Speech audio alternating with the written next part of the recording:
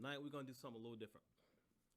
Normally, we would do a story from my channel, House of Remember. Tonight we're gonna switch it up. We are gonna do a story from another channel on YouTube.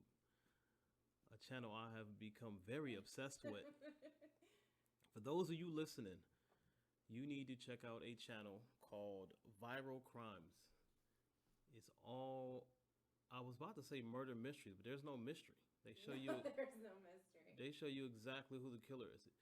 Is that, I don't know how long that channel's been up. It's been like 6 months. It's booming. I was gonna say the ones we were just watching were just like 2 months. The channel, yeah, the channel's booming. I'm like, who the hell? So much work put into the editing. It must be. It has to be like a team, a small team. Yeah. Because they're doing like the fake scenario. You know, the scenarios were like, oh, when they're narrating, they're like, oh, he's texting. Like the dramatization. Yeah, and you'll see like the people texting and. But the show is basically all black women being killed by their boyfriends. It's only like 2 on that. They got like at least 30 videos up. It's only like 2 where men were killed. And the 2 men that were killed for money, like insurance money. Yeah, I can see that. Yeah. But my favorite one, which I'm about to go into a story mode. This guy killed his wife. He was married twice, but this is the first wife. This happened in like 92. Okay. He killed his wife, and I believe he stabbed her to death. He killed her. Then he called the police. This is the one I was telling you about. He killed her. Then he called the police and said, I just killed, like calmly and politely, I just killed my wife. Here's my address. I'll see you when you get here. And they pulled up, and he literally was like on his knees and hands when in the driveway. And they arrested him. So look, he gets sentenced to 16 years. But during the murders, he was like 25. Okay. 25, maybe 24. Yeah. He definitely wasn't young. Not young, super young. So he got sentenced to 16 years.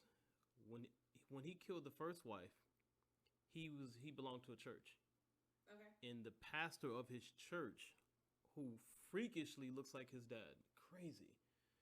The pastor of his church kept in touch with him. The pastor looks like his dad, the killer's dad. They never show the killer's dad, but they look alike. Okay, I was just. It looks like a 50-year-old version of him. Okay. Like a 60-year-old version of him. It's creepy how crazy they look alike. I'm sure everyone's asked him when they were out and about, is this your dad? Yeah. But anyway, Is that your son? That's probably. Yeah, is that your son? Yeah. But while he was locked up, he got sentenced to 16 years. While he was locked up, the pastor stayed in touch with him. Okay. You know, probably calling him, reading scriptures, going to see him, trying to, keep his spirits up. On the, yeah. Try to get him back, I guess, to the straight and narrow. At some point, while the pastor was going to see him, he started bringing his daughter. Which is the pastor started bringing his daughter with, which I just thought was weird as hell. Like, why the hell would you bring your daughter up there? Real strange. And then at some point during his sentence, the pastor started petitioning to get him out. Okay. And this is another thing that's crazy to me. He did 16 years. Do you know he went up for parole 4 times? How the hell do you go up for parole 4 times in 16 years for a murder? Normally when guys, let's say a guy gets like 25 to life, you don't go up for parole until after you've done 20. That's why it's called 25 to life. Right. You don't see the parole board till the first 25 years. Isn't life really considered like 20 years is technically like life? Well, they say 25 to life because if the parole board denies you, it just keeps going. They can deny you forever. Right. Marilyn Manson, he's got denied 16. I think he just stopped showing up to the parole hearings, because he knew they weren't gonna let him out. Right. But this dude got 16 years, and he saw the parole board 4 times. Like, how the fuck do you? So what? You were up for parole in the first 4 years? That's what it sounds like every 4 years. How the hell do you kill someone, plead guilty, call the police yourself, and you get 16 years, and you're up for parole in 4 years? But that's probably what it was. You just said it. Plead guilty, called cops on yourself. You set up the scene so that it makes it look like, hey, look at me. I made a mistake. Here I am. I'm giving up myself, and That's crazy to me. So the pastor's petitioning, Okay. and I'm sure. So at this point, him and his daughter's going up there to see this guy. They didn't say for how long. He actually gets out. The parole board granted him freedom, so he did 16 years. He gets out. Him and the pastor's daughter are dating. Naturally. I mean, They get married, nobody saw that coming. right? They get married, and they had two little daughters of their own. They were so cute too. They were like 2 and 3, and they had 2 daughters. Okay. So at some point, here's another thing. The pastor's daughter, his new wife, she had 2 kids from a previous marriage. They were in high school. They were like 15 and 16. Okay. So anyway, some type of argument breaks out. At this point, he's probably been out like 4 years at least, Okay. because the kids are 2 and 3. Yeah. Yeah. Argument breaks out.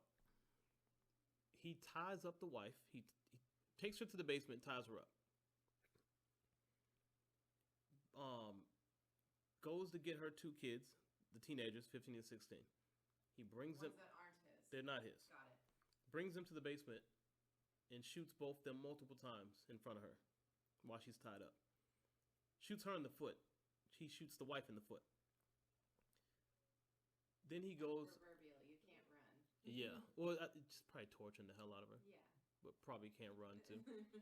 Goes and gets their 2 kids, the 2 and 3-year-old, the 2 little girls. Okay. Who are his children? They're his children. They look like him too. He brings them.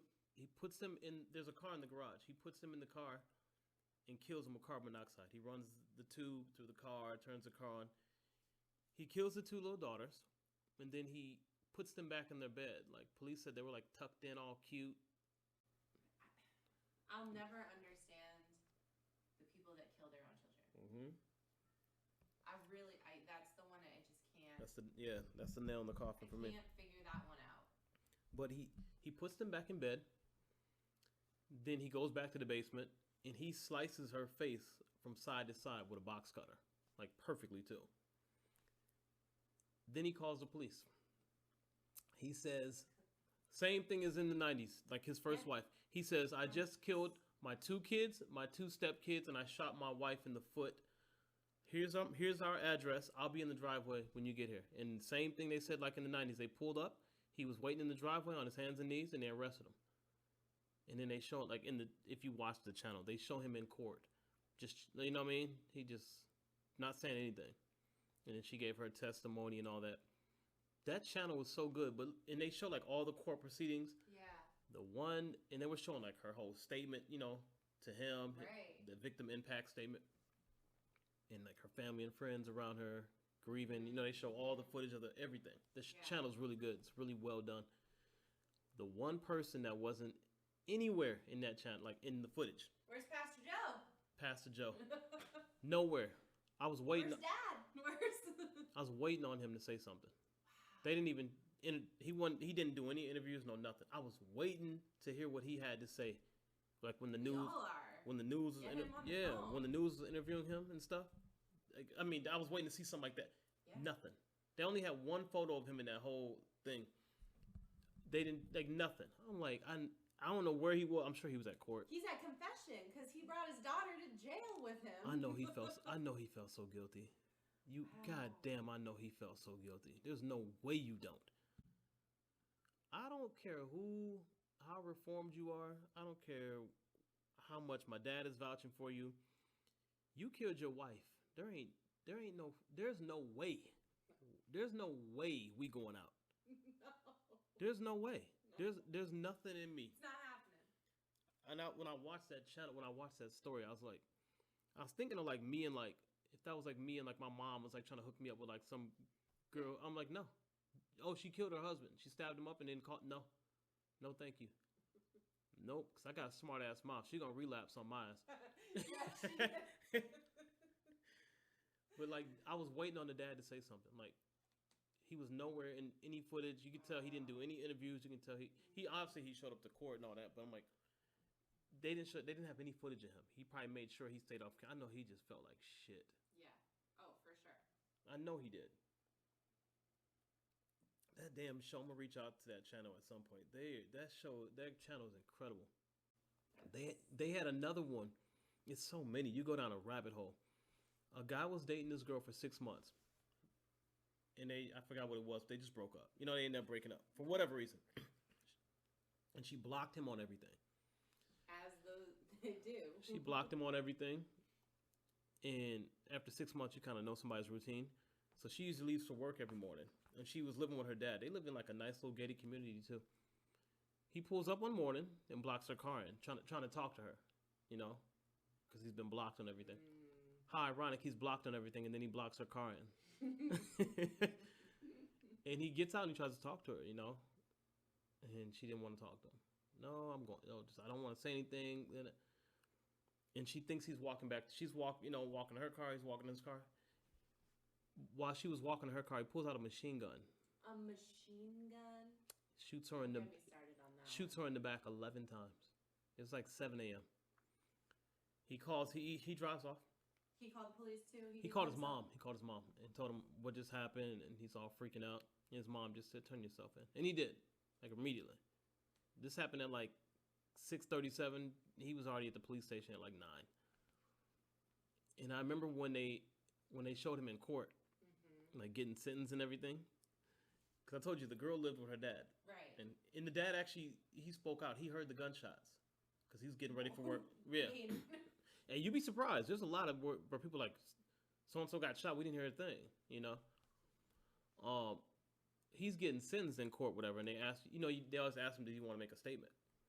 And they asked him, do you have any regrets? You know what this man said? And he was like 25, 26. He said, my only regret is I didn't get to kill the dad, too. He said that. I was like, that was his only statement. He's like, my only regret is I didn't get to kill him, too. And just, that was it. I was like, yo. People are so messed up. I couldn't believe that's all he had to say. I was like, wow. And you were only with the girl 6 months. 6 months. Like, bro, chill out. You act like you were married with kids and y'all been together for 7, 8 years. Like, come on, man. 6 months? You went that crazy over a woman in 6 months.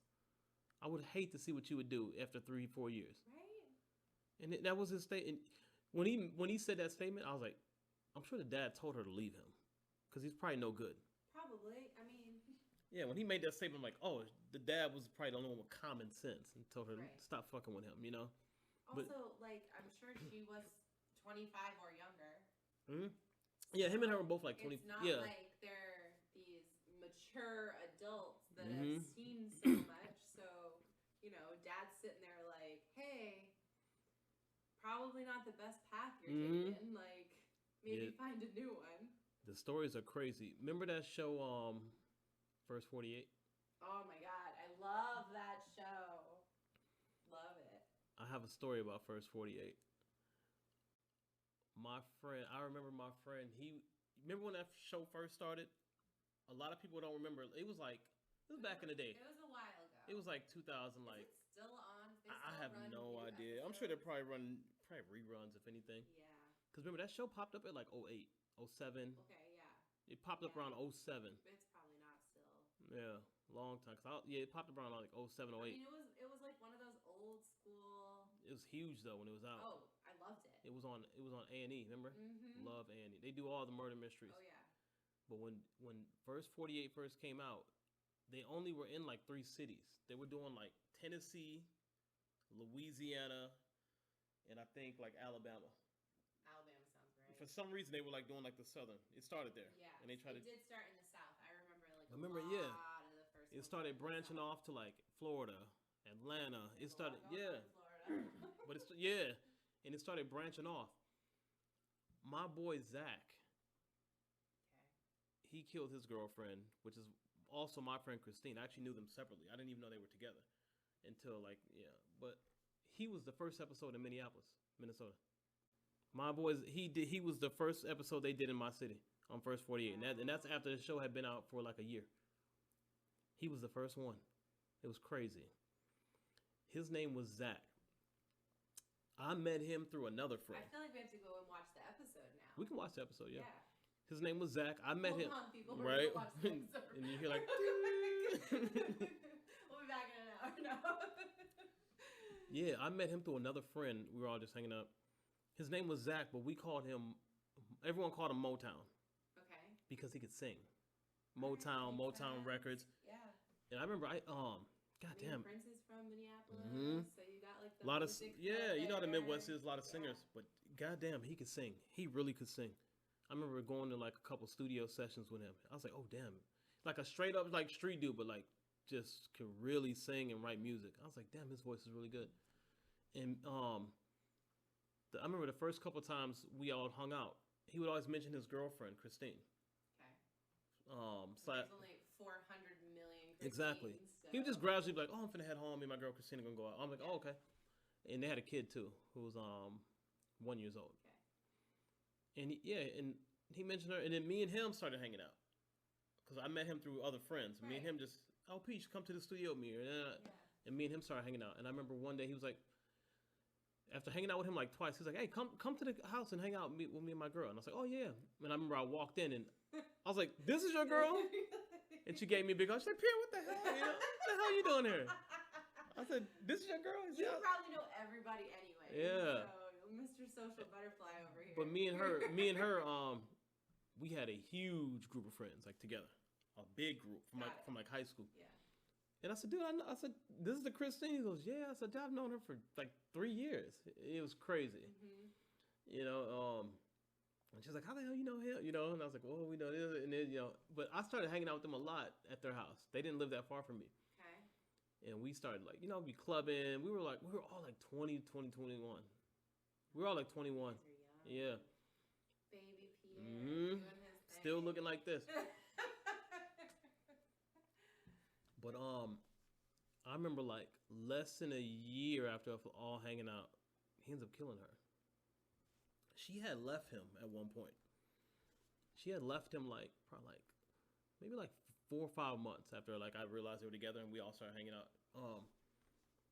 Cause he wasn't doing much, you know what I mean? Right.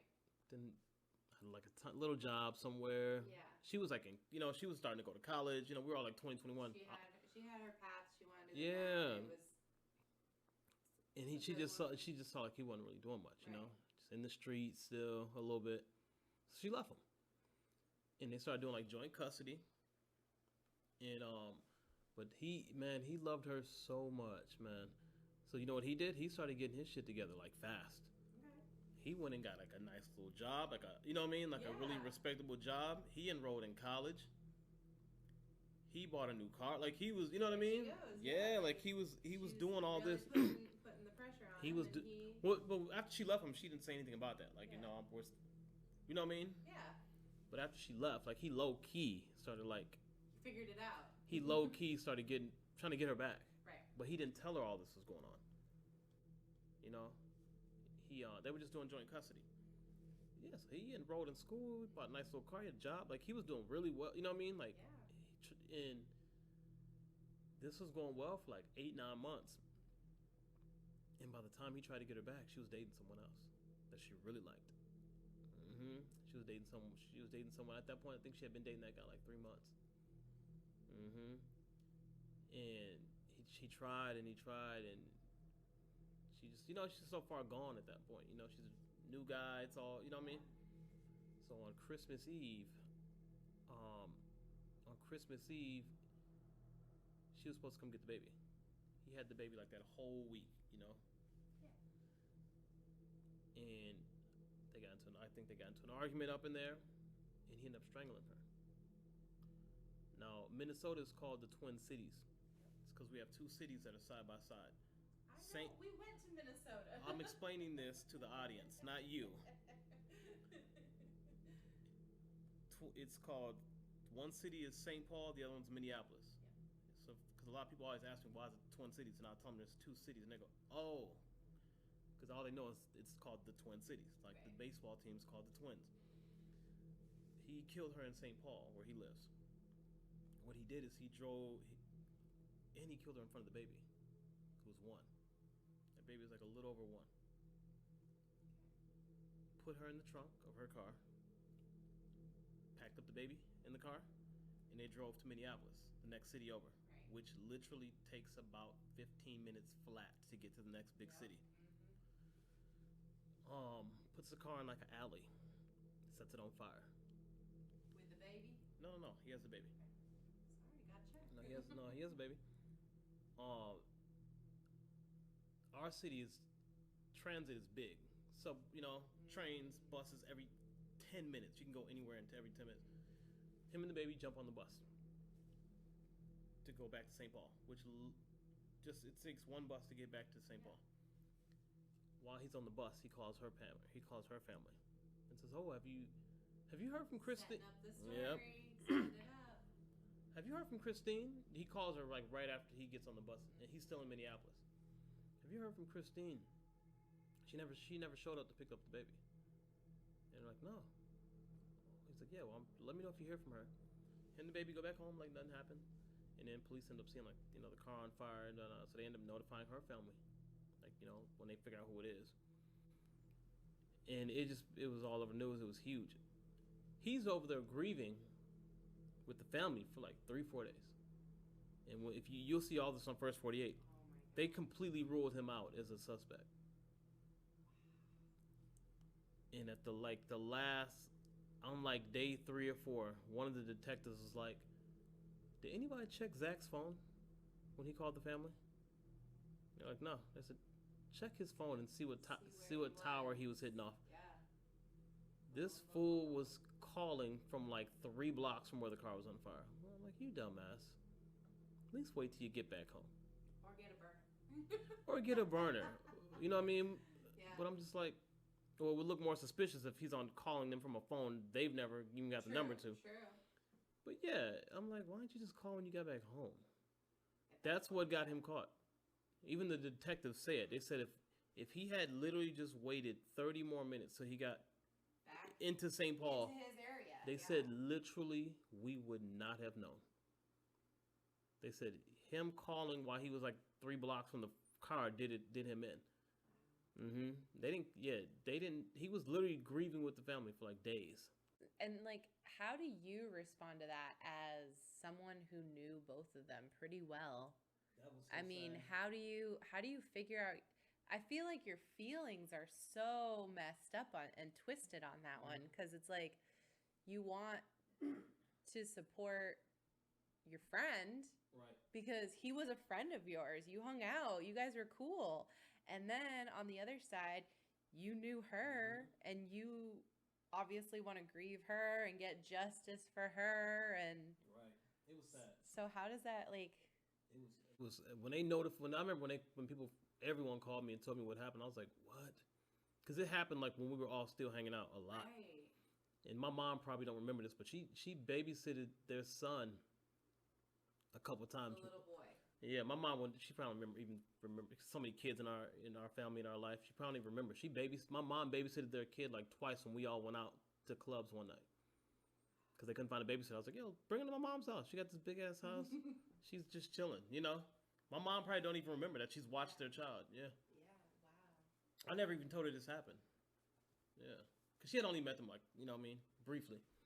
But yeah, my mom had watched her kid. Like, that's how close we all were. We were going out. That's crazy. And I remember he ended up being the first episode of First 48 in Minneapolis. They gave him 25 to life. And at the time this happened, we were all 21, 22. Did you ever like follow up and see like, is he still in? What's going on with him? I don't see how you be. I don't see. I should Like, follow up. Do you know anybody who would have kept in touch or tried to? With him? Yeah. I'm No, sure, aren't there like public? I don't know. Maybe I'm. It's making public this up. information, but it's like, Yeah. how many people still keep up with a killer who just killed a beautiful young girl? I don't know. You know? Chris took his daughter. I don't know. Yeah, I'm sure he's still in there. Yeah, he has to be still in there. But I'm just like, every time I think of First 48, I think of that episode. I'm like, Well, damn. Yeah, I would too. If So I many was, people like, called me. 1 degree away. So many people called me like, "Yo, your boy, we saw that song," because that's when the show was only a year in and it was booming. Like, this is when everybody was watching that damn show. That was a great show. Yeah, remember the commercials were everywhere. Bring it back. Yeah, remember the commercials were everywhere. Yeah. Yeah, so when that episode did finally come out, I didn't even know they were doing an episode on it. I had got called like friends like, "Yo." Well, but like, I wonder. I mean, obviously it was a situation where they're like just filming randomly, just so happened to be in that area. Like, okay, this is our first cut of. Or they probably tell the police station, look, let us know on your next murder. We got the crew in town. Yeah, I mean, that's it's a what I'm murder saying. every 20 minutes. Right. And he But just, that's what I'm saying. They probably had like their pick of the litter and recorded a whole bunch of footage. Right. And then they were like, this is our guy. this is the one. Yeah. But every time I think of that show, I'm like, damn, I think of that episode. I think of that situation. I was like, damn, man. Yeah. People who went to school with me are going to hear this and be like, oh, that's right. That, you know, it just seems like it's so long ago. But Yeah. I've been hooked on it. And then now when I see these new ones of viral crimes, I'm like, damn, these are good.